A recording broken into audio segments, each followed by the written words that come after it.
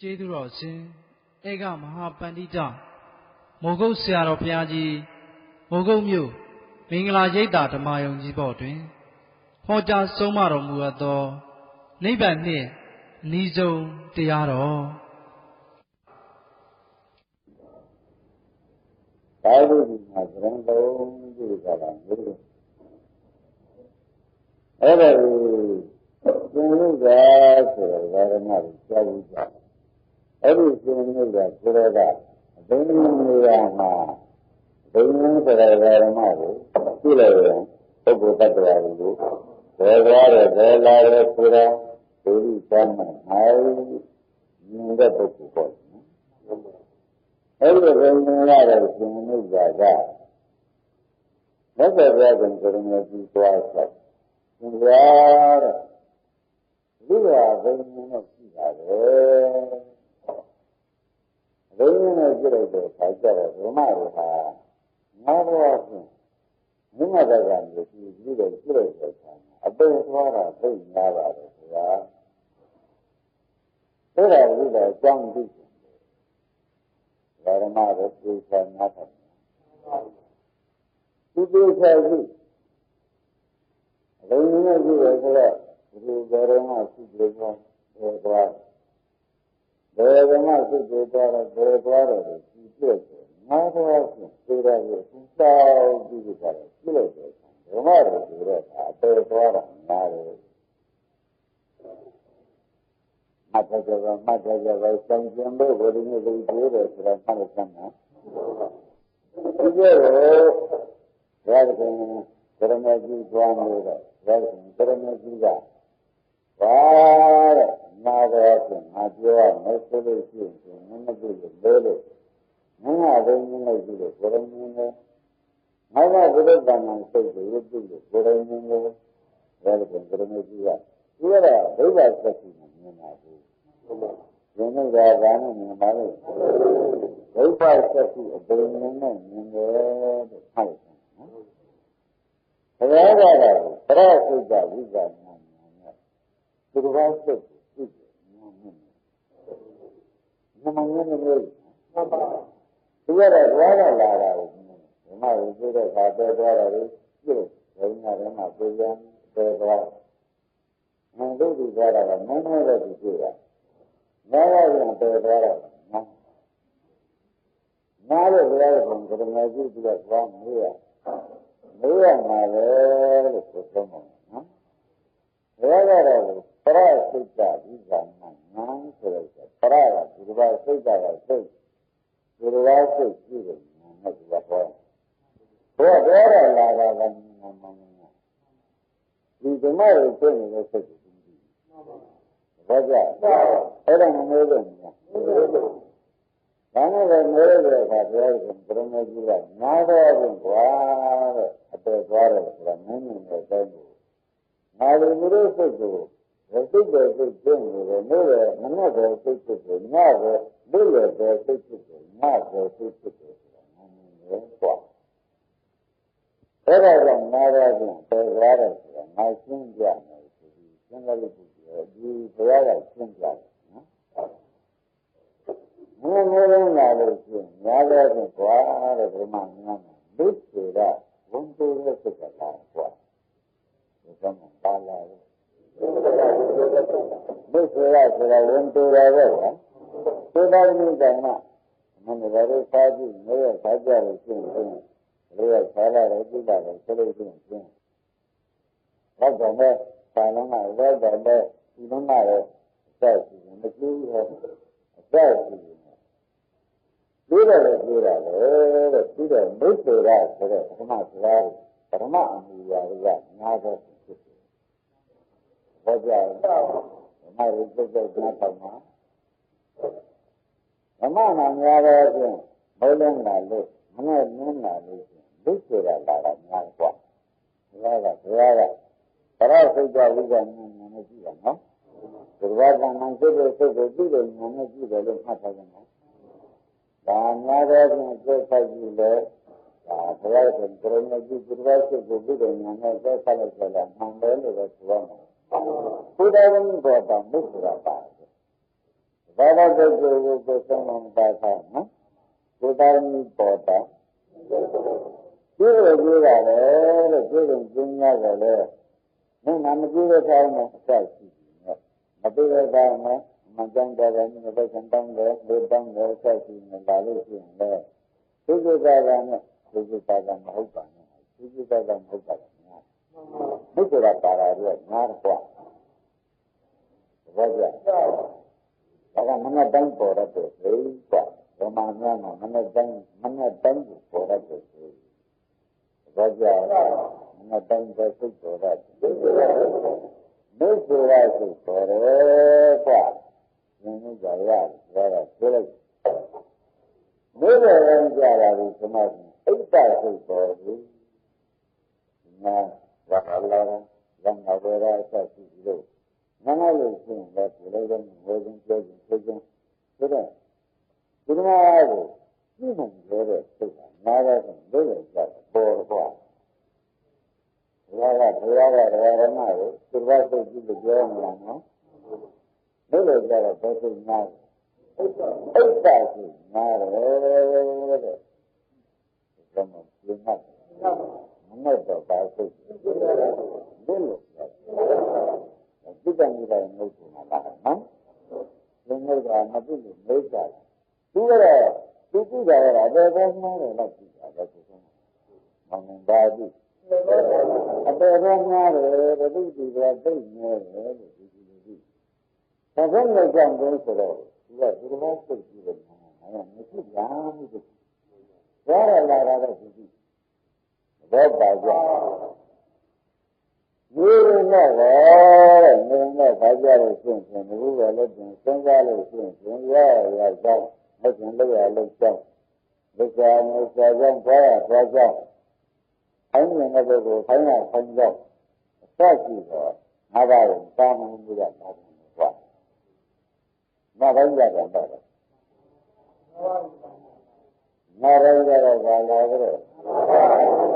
ဘာသာစိတ်ကမှန်းဘာကြမနဲ့တိုင်းကြတော့ပါတော့နေလေတိုင်းနာတိုင်းကြတော့လောဘစိတ်က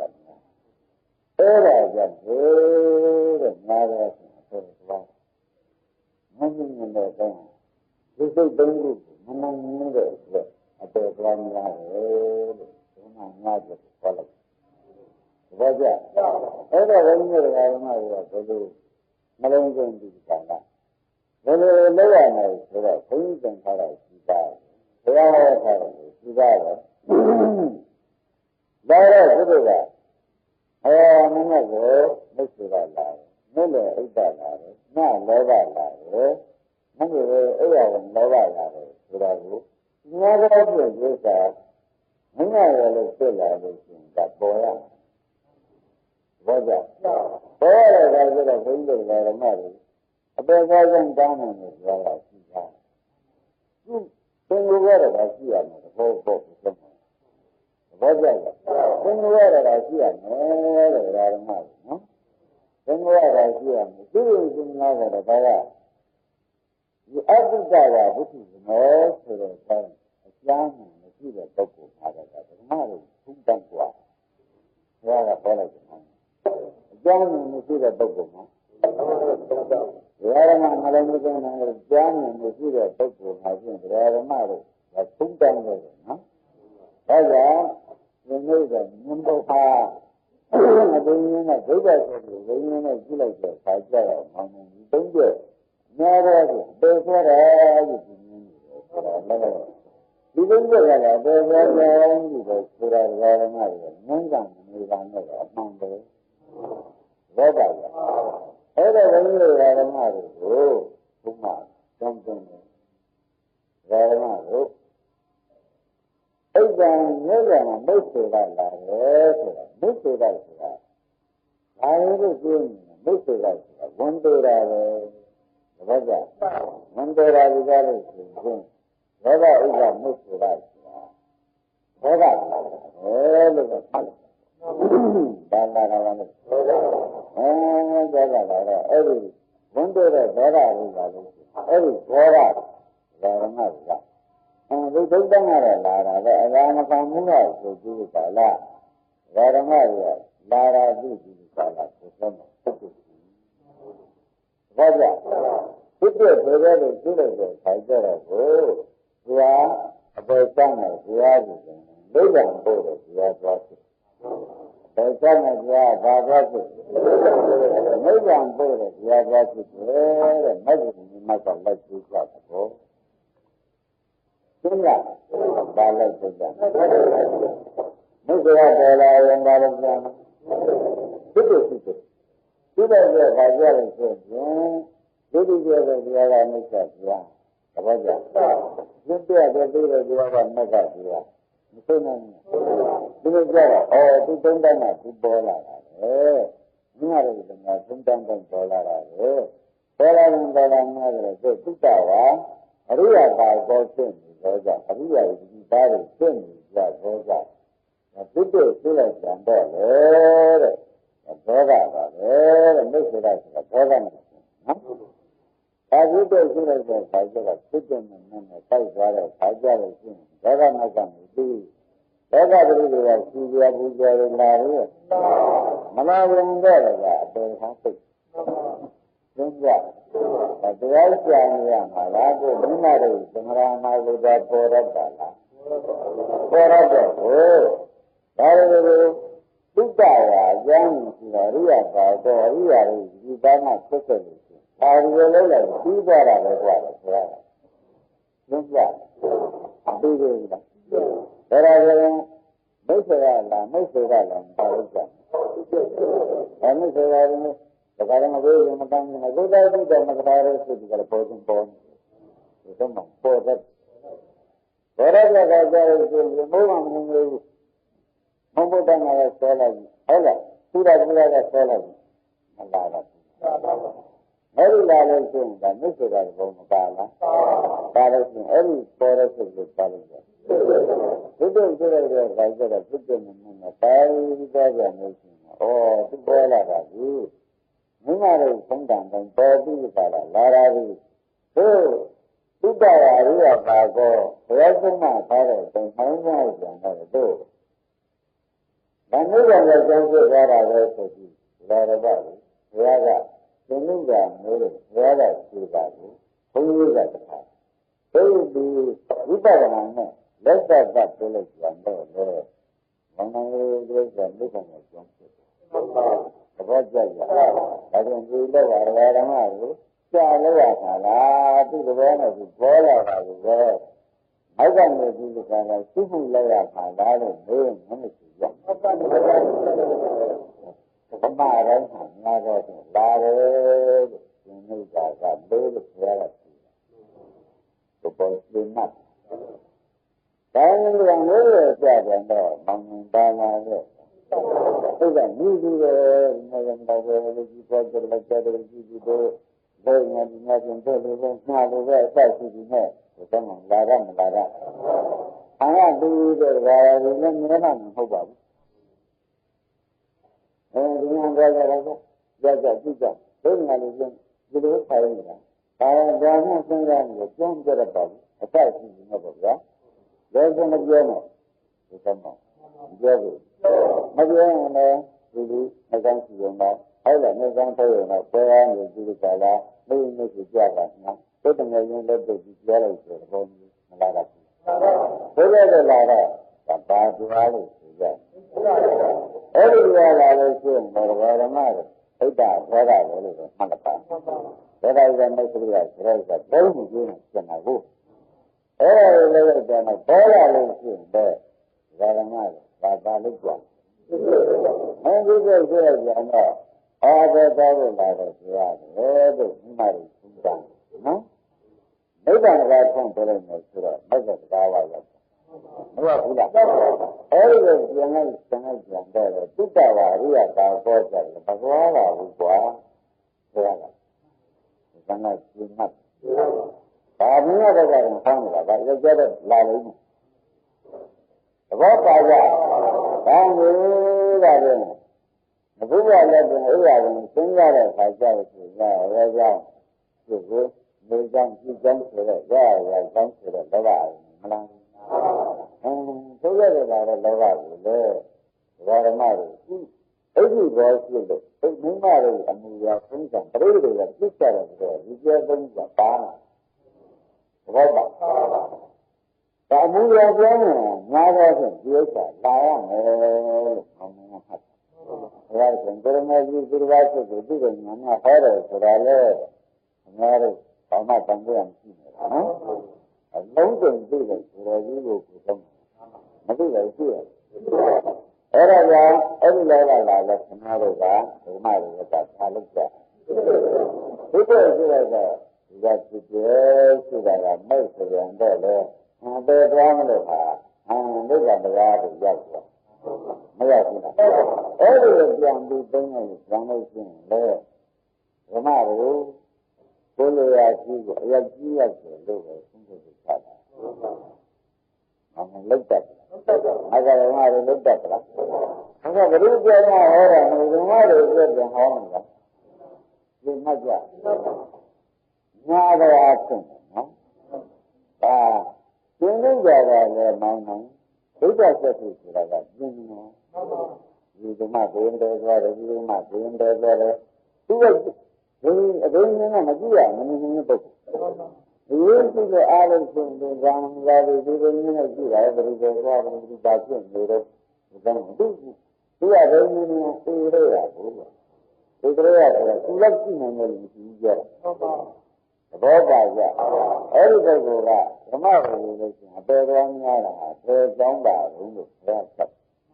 တ်တယ်ဒီတရားသုံးခုกว่าသောကနာမိတ်ဆိုတာလာတော့နေရမှာဥပ္ပါလာတော့ညလောဘလာတော့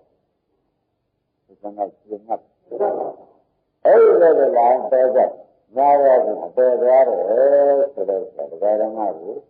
ပြောရင်တရမကြီးခြေတော်နဲ့တော့ဘုဒ္ဓရှင်နဲ့အဆက်သားရှင်းမှတ်ကြဒါအဲ့ဒါကိုရှင်းမှတ်ရင်ဖြစ်သေးဘူးအလုံးတရားသိတာလေးကိုလေဒုက္ခ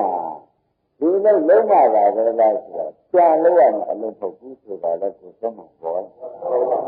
ဘယ်လိုပေါ်လာပါလဲကြာတရားကြာပြီးကြတာလို့ရမယ်အလုံးပုတ်ပါဘူးဆိုတာဒကာဓမ္မတွေကိုမင်းကဖြစ်လာတဲ့ဒီတရားသုံးခုဆမ်းမိုးလာတယ်ဆိုတော့ဆရာကဘုရားကသိဒီတရားသုံးခုကသိနိုင်ကြလိုက်သိလိုက်ကြလို့ရှိရင်လည်းမဆိုင်နိုင်ကြလိုက်ဆိုင်လို့နေဆိုတာလည်းဒကာဓမ္မတွေငင်းတန်နေတော့အမှန်ပဲလို့သိလိုက်တယ်ဒီတော့ရှင်းမှတ်တယ်ဒီကဓမ္မတွေရှင်းမှတ်ကြလုတ်တတ်ကြ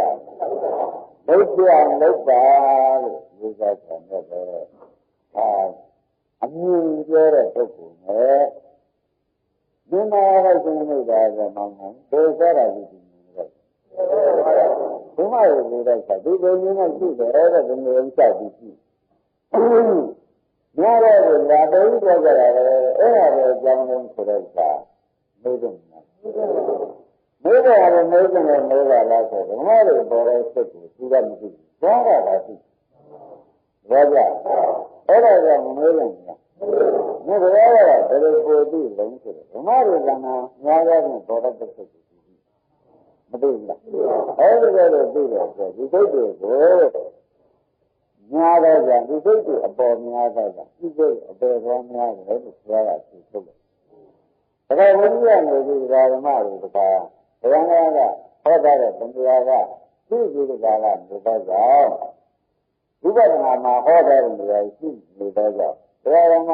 တွေဒီလိုကြံပြီးကြတာအလုံးလုံးကြံလို့ရှိရင်လေအများတို့ဘောင်းရကြတရားကမိစ္ဆာပို့ပါလေဘယ်လိုပါလဲဘောင်းရကြတရားကမိစ္ဆာပို့ပါလိမ့်မယ်လို့ဆိုတော့ဒီတရားဆရာကြီးကမရှိပါဘူးလေသူက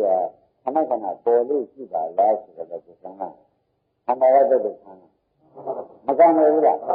အဲ့ဒါကြောင့်လေးလေးစားစားမှတ်ပါဒီသုံးခုလုံးဝမှန်လို့ရှိရင်များတော့ဖြင့်ဒီသုံးခုပါရအောင်လို့ပါဘူးဒီနိဗ္ဗာန်ကဒီနိဗ္ဗာန်တော့ဆိုဒီတုံးနဲ့ဆက်ပြီးကြလားဟုတ်တယ်ဒီလိုကတရားတွေပြတ်တယ်လေတရားတွေပြတ်သွားတာကတော့ဘုန်းကြီးကြောက်များဒီလိုသွားတယ်တော့ကြွားကြတယ်ဓမ္မများတော့တာမများဘူး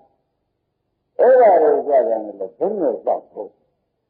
ပရိသုဒ္ဓဝိဒ္ဓနာမရပြန်တော့မရဘူးလားမရပါဘူးဓမ္မတွေကတကားတွေပြောကျင်းဘုရားဟောတကားတွေကဒီသင်္နေကြရတာကိုယ်ကကြည့်မှာလေသူကအဘိညာဉ်ဉာဏ်မှာဧကရေကကျင်းနေတော့သူ့လောက်ကဒီလောက်သူကတော့ဓမ္မကိုအဘိညာဉ်ဉာဏ်မှာဆိုသူလည်းကြည့်တဲ့ပုဂ္ဂိုလ်ကြည့်အားရဆိုပြီးဘိညာဉ်ဉာဏ်ကြည့်မှာပဲဒီကအဲ့ဒါကိုတဲ့သူ့ကိုယ်တိုင်ကိုယ်ကသူမသိချင်သူကသင်္နေကြဆိုတာဓမ္မကိုကြည့်တယ်လက်ကြတယ်နော်သူကိုယ်တိုင်ကိုယ်ကမသိသေးခြင်းတော့သူကဒီခါတော့ဘုရားမချက်ဘူးဆိုတော့သင်္ကာရိပုတ္တရာချက်သင်္ကာရိပုတ္တရာချက်ဘုရားကသံဃာလုံးအဘိညာဉ်ကမ်းနေတာကများတာဘိညာဉ်ကားတဲ့ဘိညာဉ်ကားဆိုတာကကြည့်တာပေါ့မှန်တယ်ဒါကကိုယ်တော်ရဲဆိုတော့ဘိညာဉ်ကိုစိုက်ကြည့်တာနော်ဒီလိုကြည့်ကြည့်ကြတာကဒီလိုတတိတော်မှာတတိဒေသမားကြီးကိုသင်္ဃာတွေအမှန်ကောင်းလို့ဒီပင်ညာမှာပေါ်လာတာပဲသူတို့ကပေါ်များတယ်ဒီလိုမှာတော့လက်ကြားလို့ဖြစ်တာအာရုံမကုန်နေရှင်ဒါကမှသူကိုယ်တိုင်အာရုံမကုန်ဘူးဘာမှမရတာတော့တော့ဖြစ်တယ်လေဒီလိုမျိုးကြရတာမှန်မှန်ရတယ်ဒီတိုင်းဘာမှန်းကနေသက်တာပြင့်တယ်ရတာအာရုံမကုန်တာလို့ရင်ဟုတ်ဘောကြအာရောပုံနာမပုံနာလို့ဟုတ်ပါဘူးအဘိညာဉ်ကလက်ပြီးကံကတက်လာတာကျင်းနေတော့သံဃာကျိုးသက်တဲ့ကြလို့မြင်ရတာဒီကောင်းပါမှုတန်ရတာဘောပါအဲ့ဒါတတိယကိုယ်တိုင်ကိုယ်ရဲ့ဘုံဉာဏ်နဲ့ကြည့်ကြည့်ကနေနေကြည့်ပါလေတဲ့ကြည့်တဲ့အခါတတိလည်းမလိုပါဘူးဝိရိယလည်းမလိုပါဘူးဗျာဘုရားပြည့်စုံတာလားမြင်များကြတယ်ဒီတော့မှာအာဘောလေးပါအာဘောတရားလေးပါကမပုံမဲဖြစ်နေတာအဲ့ဒါသင်္ကာရိပုတ္တရာကျင့်ပြီးတာဒါကြောင့်ကြတဲ့ကဒီမျိုးလိုက်တာအဲ့ဒီကငါသင်္ကာရိပုတ္တရာမာရာကဘယ်လိုကြည့်နေလဲဆိုတာနော်မာနဆံဘောကြ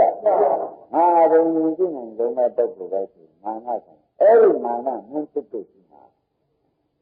ဒါကရောက်ကြမ်းတော့မာနဒုနေရ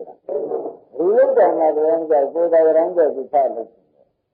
ဘယ်လိုကြည့်တယ်ကရောင်းကြကိုကြည့်ရမှာဖြစ်နေတယ်ဆိုတော့မာနမလား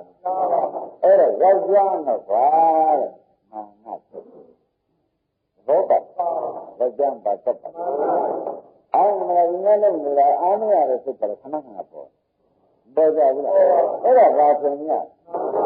ကုသနဲ့ပြိမာပဲလားငါလို့ခန္ဓာမျိုးလားဆိုတာလားဆိုတာလည်းကိုယ်တိုင်စဉ်းစားကြည့်တာကိုဒါပေါ်လာငါလို့ခန္ဓာမျိုးလားဆိုတဲ့မှန်မှန်လက်ကျမ်းငါပေါ်ဒီကောင်ကရှင်းတာဒါကြောင့်ဒါရှိရမယ်ဆိုတော့လက်ခံတာပြောတဲ့အခါမာနပေါ်တိုင်းဒါလို့ပါဒါကလက်ကျမ်းမလားတော့ပြောလာတဲ့ကောကသင်္ဃလုံးနေတာကိုသင်္ဃတဲ့ဘောကသိတာကိုဒီတော့ညလုံးနေတာကိုသင်္ဃတဲ့ဘောကသိတာကိုကိုယ်တိုင်လည်းဖတ်ပြီးတော့ဒီလိုလုံးနေတာမသိနေတော့မင်းတို့မင်းကြီးကရှိလိုက်တာကွာမင်းတို့လုံးနေတော့ဒီလိုကမလာတာမင်းတို့လုံးလို့တမျိုးလုံးလို့ပြီးဟုတ်ပါဘူးအသက်ရှိနေတယ်ဒါကမှကြောက်ကြတဲ့ကတော့ဘာလာလို့မာနလာလို့ရှိတယ်ကြောက်ဘယ်ကြောင့်များတော့သွားတော့ဘာလို့ကြောက်သွားလုံးမကြဘာသာပါလို့မာနပေါ်တိုင်းကိုယ်ဆုံးဘာလို့မာနဆိုတဲ့ဒိဋ္ဌိကဝိဇ္ဇာမာနလာလို့ရှိရင်ဒိဋ္ဌိကပါတာလားသိမလားမာနနဲ့ဒိဋ္ဌိကတွဲရနော်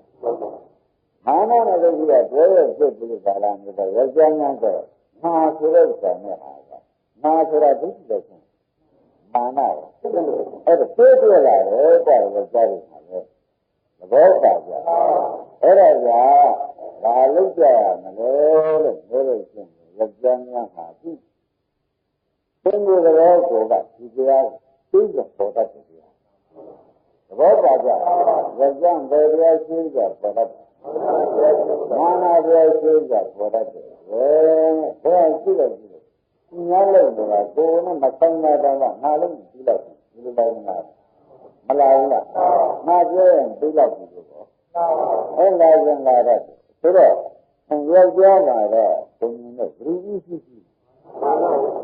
ဘောကျင်းတ်ဟုတ်တော့ဟုတ်ကြလားဟုတ်ပါရဲ့ဒီကသင်္ကာရိပုဂ္ဂိုလ်ပဲဆိုသမာဓိလေဘုရားတရားရှိတဲ့ပုဂ္ဂိုလ်ပဲဒီကရဲ့ယောက်ျားနဲ့ဆိုတော့မာနချက်ပြီးသင်္ညာယောက်ျားပါသက်ပါမာနသက်တယ်လို့ဆိုတော့ဒါရမကိုယောက်ျားမှာပြန်မာနဥရှိတယ်လာလိုက်နော်ပြောမလားအဲ့ဒါသူ့ကိုယ်ရဲ့ယောက်ျားဖြစ်ပြီးခါလာငါလိုဘယ်လိုကြည့်နေတဲ့ပုဂ္ဂိုလ်မျိုးရှိရလားဆိုတော့မာနရဲ့ရှိနေတယ်မင်းအာဘောမကုန်ဘူးဒါကြည့်လို့ရတယ်ဘောပါကြဒါကြောင့်ယောက်ျားများဒါအဓိကထားပြီးဥပဒနာရှိရပါမယ်ဘုရင်လာမလို့ဒါလည်းပါတယ်လာတော့လာမဒီနေ့တော့တိုင်ပါဆိုသိချင်းနဲ့တော့ပြောရှားတယ်မလို့ကျင်တောင်မှလည်းကိုယ်တော်ကိုကျင်းလို့မလို့ကျင်တာတောင်မှမကျင်မပွဲပြီးတော့လာဘူးမလာဘူးလားအဲ့ဒီတော့လာတော့တယ်ယောက်ျားနဲ့သွားတော့တရားဒီတရားနာကြလို့မာနကသွားတယ်ကျင်တ်လားဒါနဲ့မင်းအခုအာဘောမကုန်တာလည်းသင်္ကာရိပုဂ္ဂိုလ်မာနကငါလိုပင်နဲ့ရှိနေလို့လမ်းဟာအထောက်ကြားတယ်ဆိုတော့မာနရှိတယ်ဒါကြောင့်မင်းအာဘောမကုန်လူမပလားဒါလိုသင်္ကာရိပုဂ္ဂိုလ်ကဆုံးမပြန်တယ်ဆိုတော့ဒီကနေ့ကျင်တ်ဖို့ဒါကြတဲ့စလာတော့တရားစလာလို့မာနကစလာတယ်တဲ့ဒါမှဝိနည်းဒါဖြင့်မာနလာတိုင်းဘုန်းကြီးဓမ္မတွေကလည်းဘာလို့ကြဒီတရားကပေါ်ရတဲ့တရားအများကြီးဘုရားကသိတာကြီးကြမမပြောချာကြလို့မလို့ပါဘူးတဲ့ဒီစုံလို့ချင်းလက်ကျကဟာဒီကောင်ဆက်ဖက်လာတယ်လက်ကျကဟာကမထွက်ပါနဲ့ဆိုတော့တောင်းပန်ပြောဆိုလို့ရကြမရဘူးတရားလေးကအရင်ပေါက်ပေါက်လာတော့အရင်ပေါ်လာတော့ဆိုတော့ဒုက္ခဟာဓမ္မတွေလက်ကျကလည်းမများလားဘုရားငါတို့လက်ကြိုင်နေတာဘယ်မသိမလိုက်ရှိတယ်ဒီငါဝန်ဒီကမှာငါဝန်ကဒါကြောင့်မာနလည်းဒီပြောကြတယ်မာနမာနနဲ့ဒုက္ခကဘုဒ္ဓဆိုတာပြောကြပြီးဝင်လာတယ်ဆိုတော့ဓမ္မတွေယောက်ျားများမှာဘာဥရှိလို့ဘယ်လိုရှိရမလဲဆိုတာပေါ်လာကြပါလို့ကြတယ်မာနအရင်ပါလို့နော်လာရရင်ပါလို့ကြဘုဒ္ဓရှိရမယ်ဆိုတော့စာကြည့်လို့ပြောတဲ့ပြင်းမှာမှတ်ထားရဘယ်လိုမှမြင်လိုက်ခြင်းဒီမာနဖြစ်တယ်ဘောပါကြဘာမျိုးတဲ့ဒါလိုဘုန်းကြီးပတ်ကြံတဲ့ကောတုံးတော်ခြင်းနဲ့ဒုက္ခရှိတဲ့သွားခြင်းလည်းဆက်လို့ရှိရင်ဒီကနေ့လည်းဘာဘလောက်တန်ကြာကြာကြီးဆက်ပြီးကြတာမျိုးရတာငါတို့ကလောက်ရမယ်ဆိုတော့ခဏမကြည့်ဘူးမင်းတို့ကလေးကံကလုံးလို့ကိုအစရှိတယ်ဘာတိုင်းကြတာမဆက်ဘူးလားငါတို့လည်းတော့မကြဘူးဆိုတော့မာနကအရင်မလာဘူးလားအဲဒီတော့လာတော့သူ့မှာတော့ကျိုးကမလုံးဒုက္ခလာတယ်ဒီကမှာဘောပါပေါ်လို့ရှိရင်ပါလို့ကြအသိရင်လည်းဒီမာနကနေဒီကာလမာနဒုက္ခဖြစ်ဒီကာလနေတော့ဒီလိုလောဘနဲ့ဆင်တာဖြစ်တယ်ဇနာဥပါဒံတန်သက်ကြအောင်ဓမ္မကြီးမသွားလို့ရသွားအဲဒါကြောင့်ဒီနေ့ပြောမှာငါးဘက်ကများတာကိုလည်းဘုရားရောက်ရအောင်လို့သုံးမှပြီဒါသိတဲ့လူကမဟုတ်ဘူးဆိုတော့ယောက်ျားလည်းကများတာကိုသရုံးချတာပြီသရုံးချတာပြီဆိုတော့ဘောကြအဲဒီဒီလိုများပါလာတာဆိုတော့ဓမ္မကိုယောက်ျား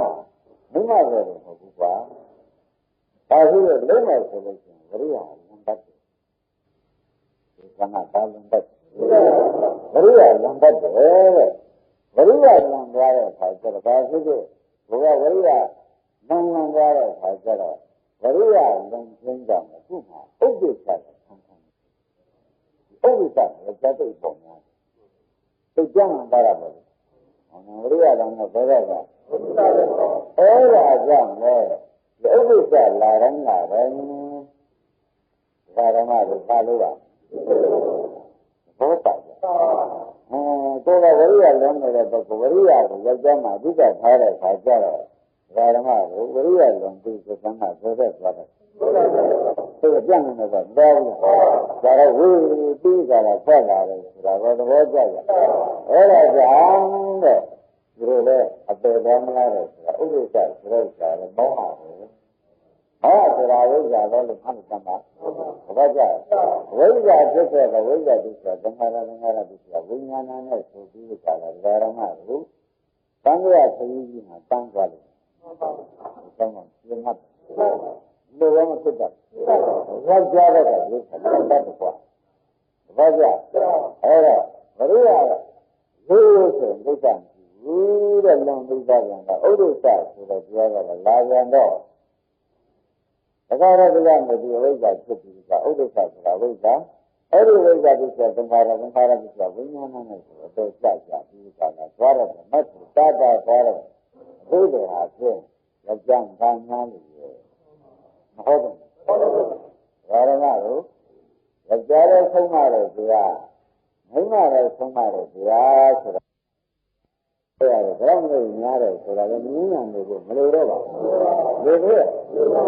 ဒါမှမဟုတ်ဘာဖြစ်အငိုဒုက္ခလားဒုက္ခဒုက္ခလားလိုက်ဖို့အရှင်ရောက်ကြလားဟုတ်ပါဘူးငါဆိုရရှိတောင်းပြပါလိကွာငါ့အိမ်မှာကိုငန်းရင်းလို့ငါဆိုရရှိတောင်းပါလေမင်းတို့အိမ်မှာကိုမြင်လို့ငါကြားရဆုံးမတဲ့တရားမိမရဲ့ဆုံးမတဲ့တရားဆိုတော့ကျွန်တော်တို့ဒီဆက်ကြောင်းတာဘောပါကြယောက်ျားမှာပြင်းနာဘကပါလန်တတ်တယ်မျက်နှာဘကဝိရိယလုံးကိုဥဒ္ဒစ္စဖြစ်သွားတယ်ဘောကြကောင်းပြီတဲ့ရဟန်းတို့တဲ့ယောက်ျားများမှာဒါရမကသေးပါဘူးတဲ့ဒီတင်တရားတစ်ခုလည်းရှိပါသေးတယ်လုံးဝမြတ်ခါလာကြနော်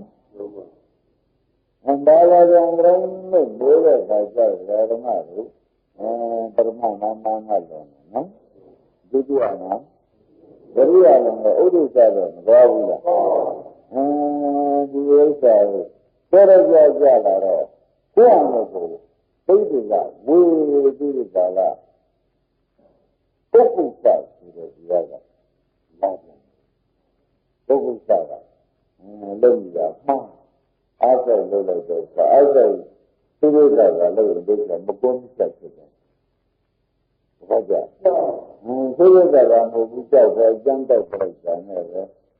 ပြည့်နာစားပြီးဒီခါတော့လမ်းကုန်ပြုကိုမျိုးပေါ့လားအဲ့ဒီလိုကလည်းဝိရိယဉာဏ်နဲ့ကြောက်ရန်တိုက်ပြီးတဲ့ခါကျတော့မစားရမယ်ဆံမပါရမယ်ဒီပါအသက်ရှိနေဆိုဆံလိုက်မနဲ့ပြန်နေလို့ညှပ်ပြီးမသက်ပြန်နေလို့သက်ပြီးဆိုတာဒီကတော့အလားတူသူတို့လာကြတော့သူ့မှာပုဂ္ဂိုလ်စာကလာကြတယ်ဘောကြပုဂ္ဂိုလ်စာကလာတဲ့ခါကျလို့ရှိရင်ဒီပုဂ္ဂိုလ်စာဆိုတဲ့စာကလုံးမိတာမှားမလုပ်မိတာကျော်ပြီးလာပြီးတော့မလာဘူးလားဘယ်ကြောမှလာရတာမင်းကမှလာငါကပြင်းပြင်းနဲ့သူတို့ကအားပြပြီးကြတာဒီလိုလိုဒီလိုရတာပဲဆိုပြီးဒါကြတဲ့မနက်ကကျင်းလို့လိုက်တာနဲ့အလုပ်တစ်ခုကပြည့်ပြည့်သွားတာဘောပါကအလုပ်တစ်ခုကပြည့်ပြည့်သွားတဲ့အခါကျတော့ကိုယ့်ကိုမှန်တယ်မလားခင်ဗျားတို့အတုံးကမှန်တယ်ရဘုရားအတုံးကပုဂ္ဂိုလ်သက်ဖြစ်တယ်ဘောကြပုဂ္ဂိုလ်သားကဘယ်လိုပြင်းမှာဘယ်လိုဆင်းမှာဘယ်လိုမှရမှာမလို့ဆိုတော့ရလို့သူ့မြင်မှုသူ့တော့သက်တာပဲအသက်ရှိပြီနဲ့ဘုရားတက်ကြတာလေတိုက်ပြီးနှမှုဘုမချင်းကိုဆုံးမမလာတော့ဘူးအဲ့ဒါဝရိယရံတော့ဘုံမှာဥဒိစ္စရဲ့ဒီဥဒိစ္စ Mananga, Kukusa, here, Malaya, Yajama, Kukusa, Layanation,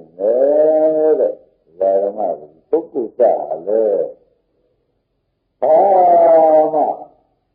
you are the Yama, a better Buddha, Kukusa, you are the Jesus. Madula is the Jesus, only Kukusa. Raja, you are the local Malay. Maria, oh, my children, I'm Mara, the grandson, Kuku, Dunya, the Ramar, the Java, you are thinking, huh? No matter they are thinking, era, 4 years, you are the Java.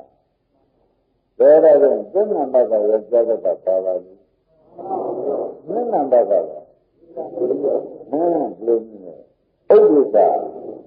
Raja, Maria, Dama Dusan, no? Young Dollar Odisha, you do not. What are you? Dana Maria, Bavali. Tokuza, Pena, Maria, and the Bukala. Babu, Maria, Raja is in Pura, Jaman, Lomida, Mara, Lomida, so Machamara, Lomida, Mara,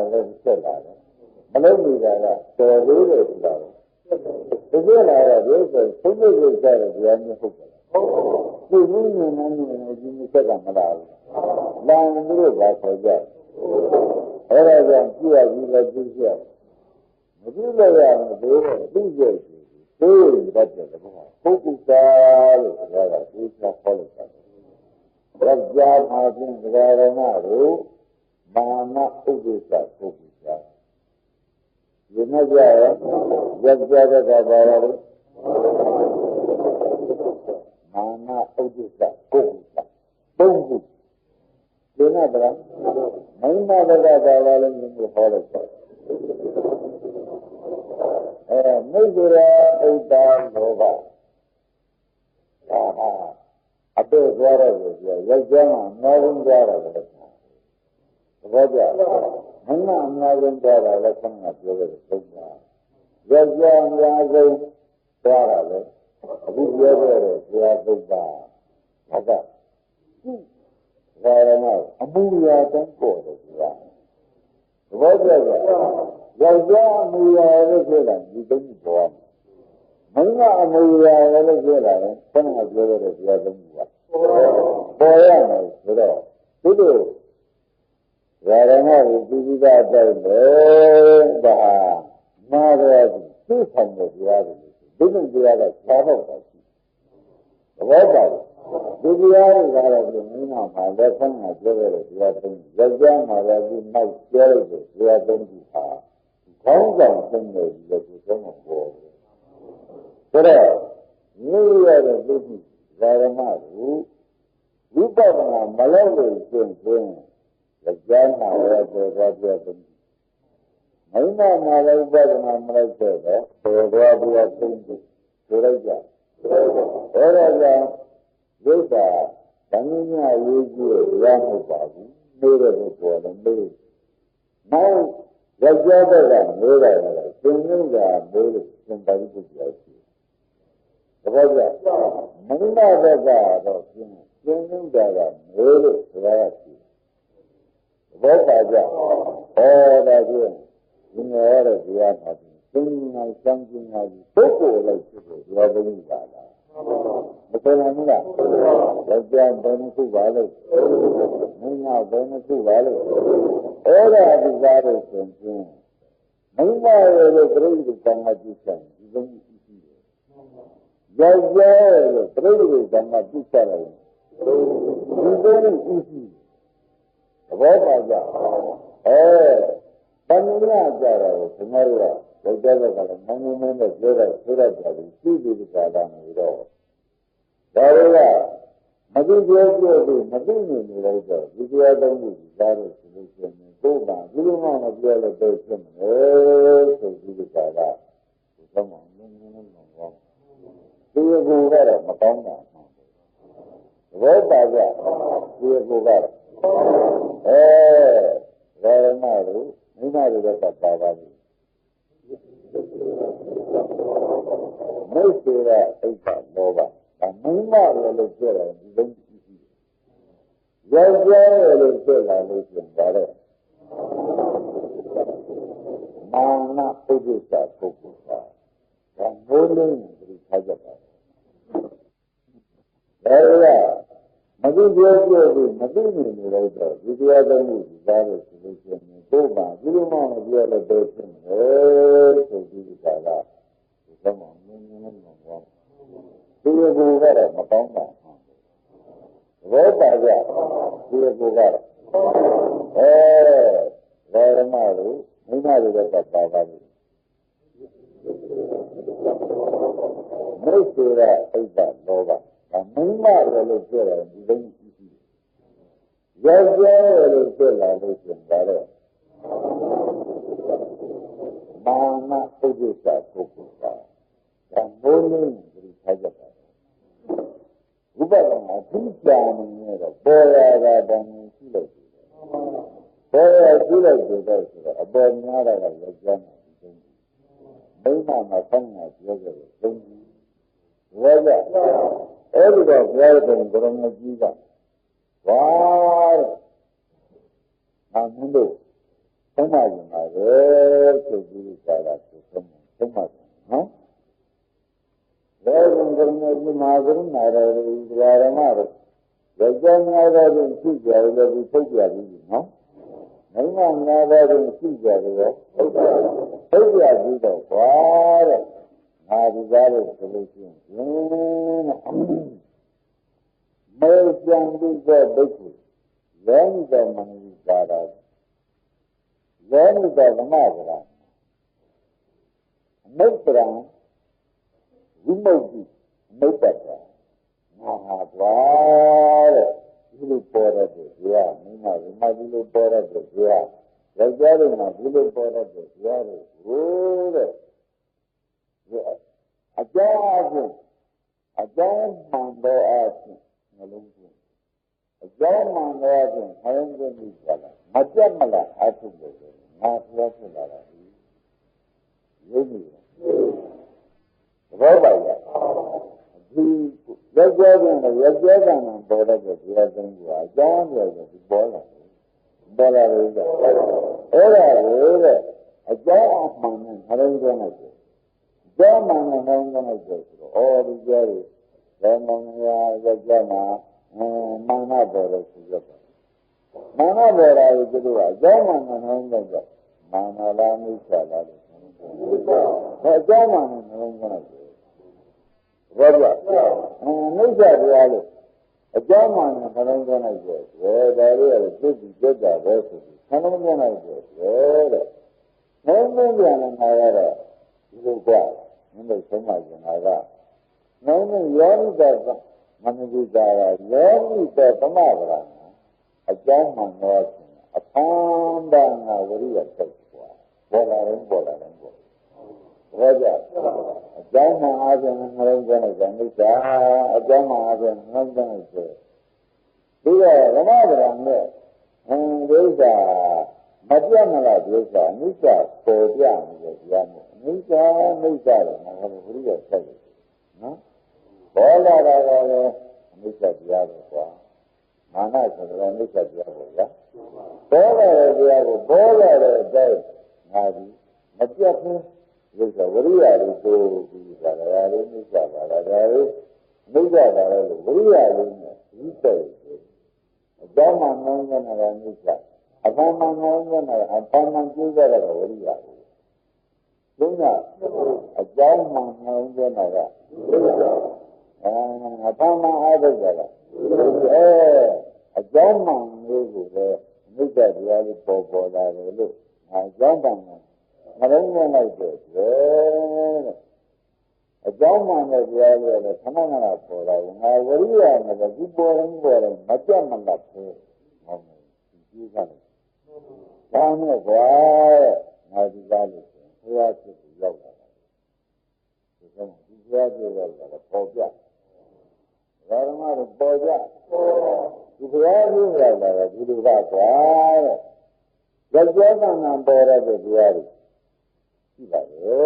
Era a German and having manager as well as oh, Nisha Polara, no? Polara and Nara, Polara and Polara, Malika Varia, Answer the Varia, students are never. German Polara, Malika Varia, Susan. Hadi, Mitra, Moti, this is the fact. This is the this is very real. Hadi, solution. This is not when I get it. Helpful. Yeah. This is the oh, that is very nice. The idea is that the life of the movement itself. So, that is what I was doing.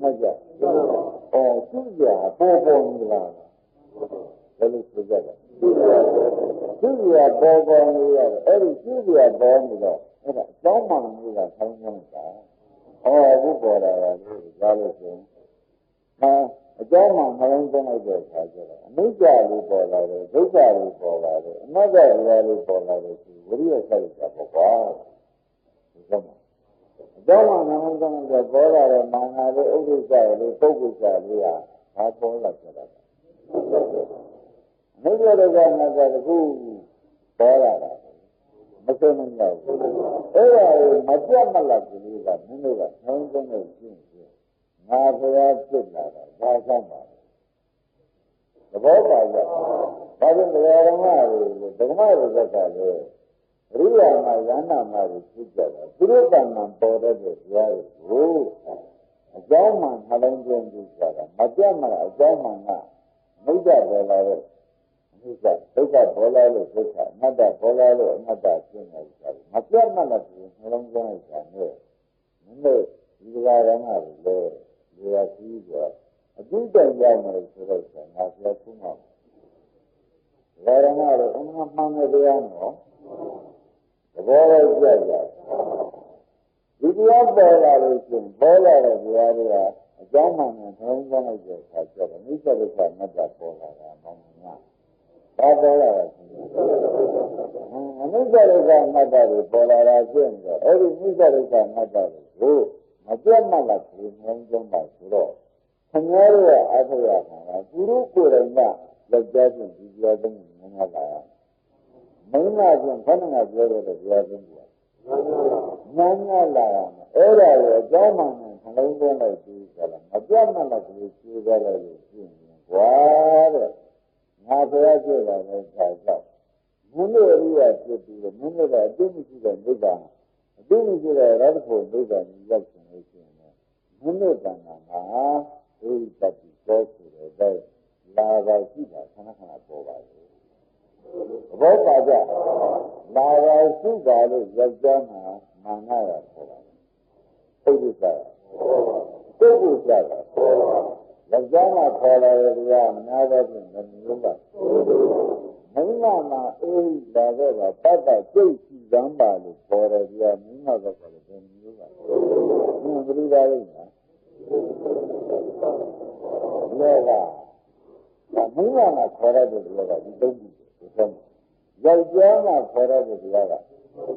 Only era. Nalanga Mamma. Matia Aka. After Raja. Mama area said that. If you have any job, listen to our job of you cannot. Turugara, Mima was a Muya, and we are in Southam. With some Yaja Muya Bola. If you are in Southam, I was law. Who, rather than the Major, my son is wooden soldier, and someone see nothing. Yaja Nava, we are in the eight of the Gokore, eight Lazera, 11 Yapari. မာနရဲ့ဥဒ္ဒစ္စရဲ့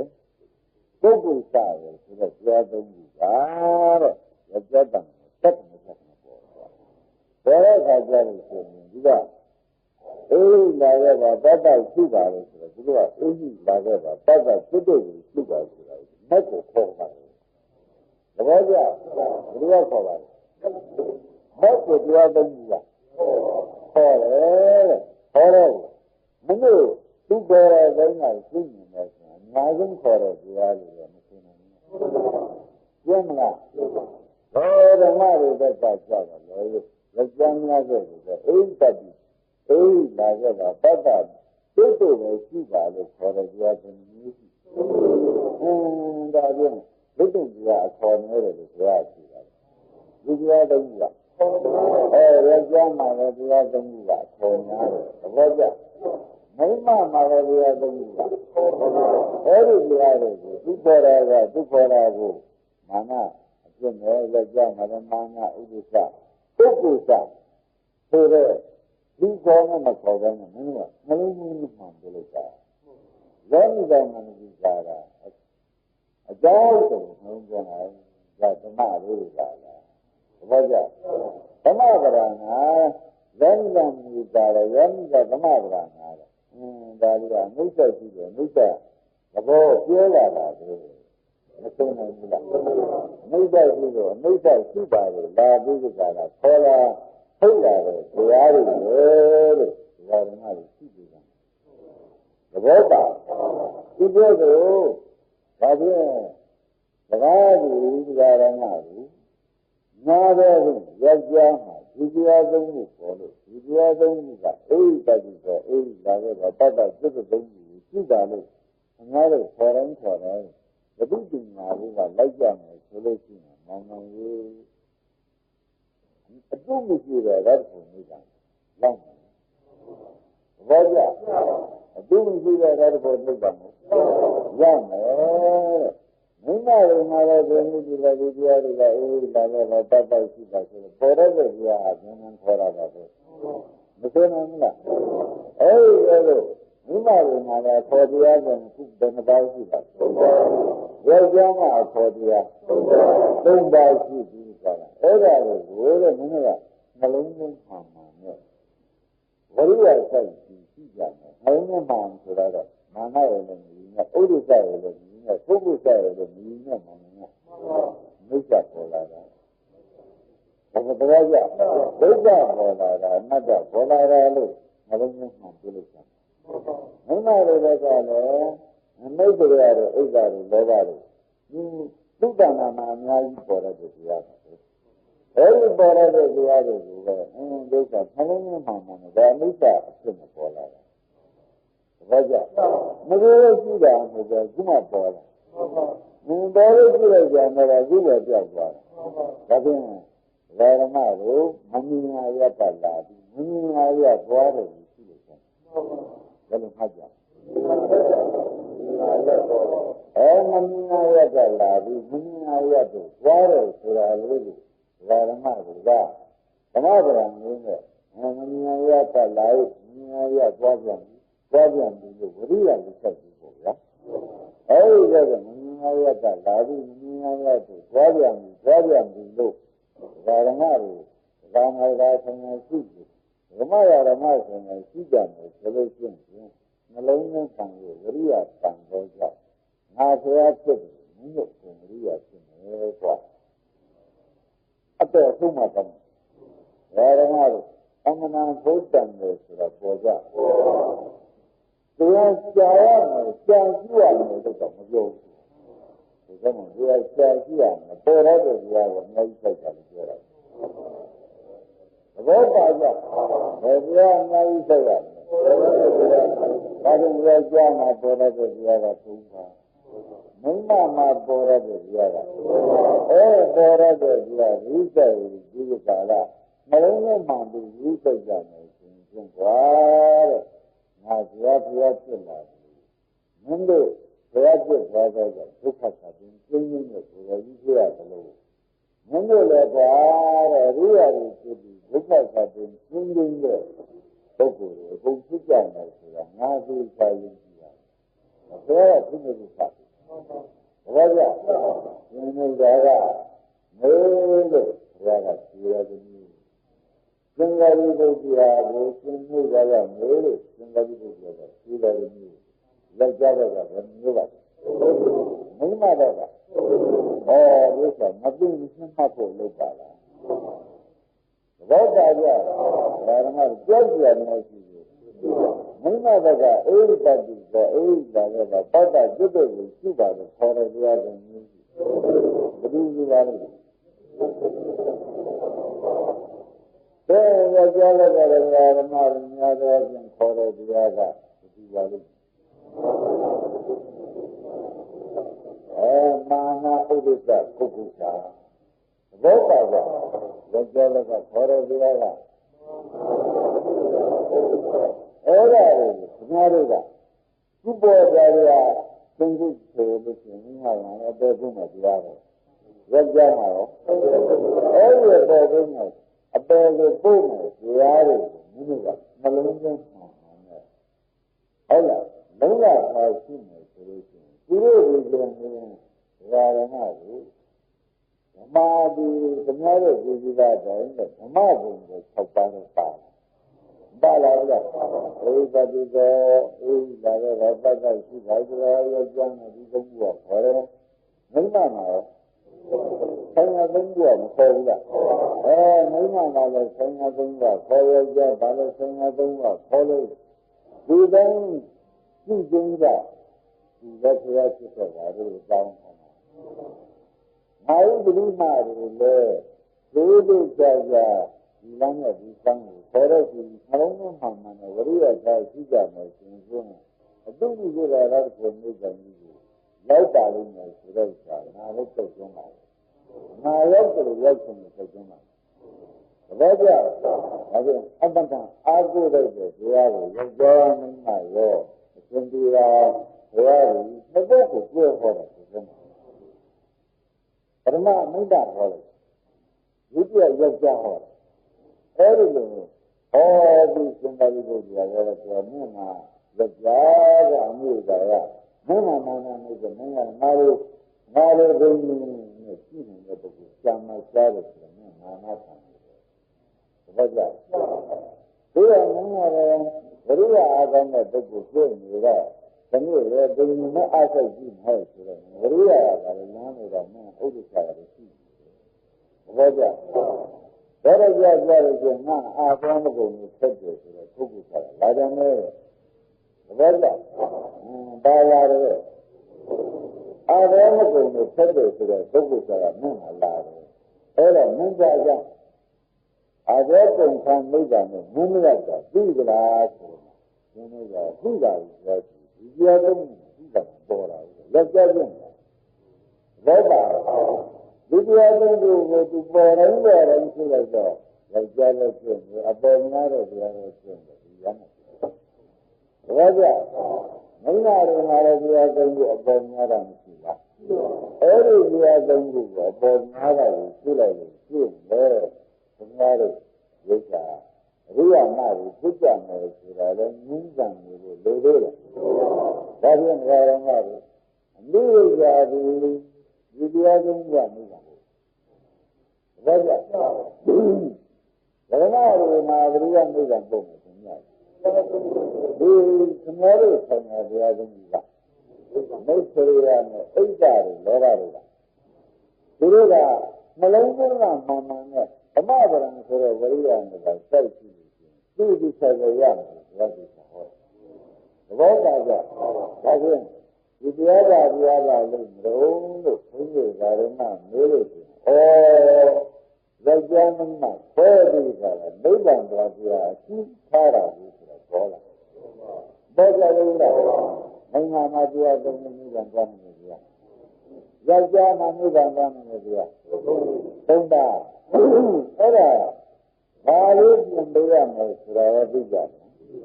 နှလုံးသွင်းမှန်ပြီးကြတာလုံးဝထားရနှလုံးသွင်းမှန်မယ်ဆိုတာမိစ္ဆာလေးကိုပေါ်လာတယ်မိစ္ဆာလေးကိုပေါ်လာတယ်လို့နှလုံးသွင်းမှန်ရတာပေါ်လာတယ်နဲ့ ပေါ်လာတော့နဲ့ဝရိယလေးထားပြီပါဒီလိုဆိုလို့ရှိရင်လက်ကြားတဲ့ဒီတရားသုံးသိရှိတဲ့နိဗ္ဗာန်ရောက်မှာမိမလည်းပုဂ္ဂိုလ်ကပေါ်လာတဲ့တရားရှိနာရတယ်ဒီတော့မှနိဗ္ဗာန်မမြည်ဘူးဒါကြောင့်ယောက်ျားမှအနည်းဆုံးတရားပါပါလို့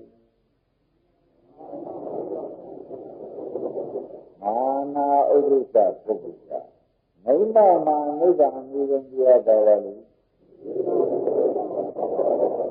မေတ္တာဣဒ္ဓယောဂ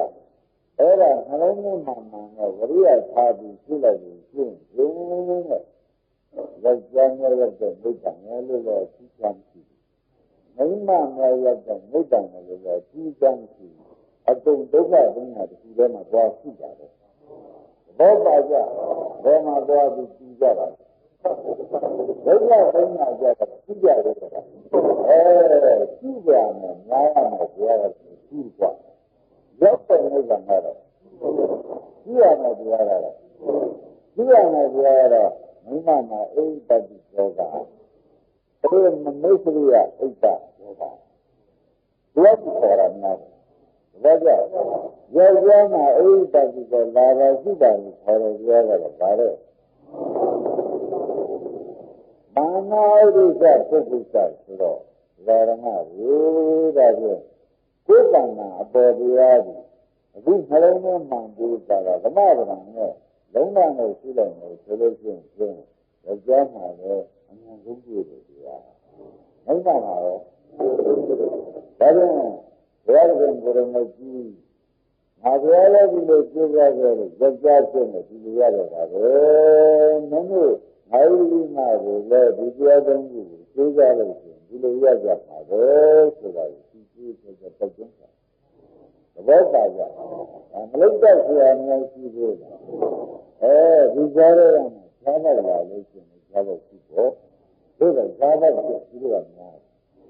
ကျင်းမလားတိုင်းတိုင်းဓမ္မကိုနိဗ္ဗာန်ကိုကြားရဲဆိုတော့သူ့ကိုဖြစ်တဲ့ဉာဏ်ရှိလို့ဘောကြသူ့ဖြစ်တဲ့ဉာဏ်မှန်ပါလို့သူ့ဖြစ်တဲ့ဆုံးတဲ့သင်ကြတာဒီတရားကိုဆုံးခန္ဓာဆုံးတာဘောကြအဲ့ဒါနိဗ္ဗာန်ရဲ့တရားဆိုတာသိကြတယ်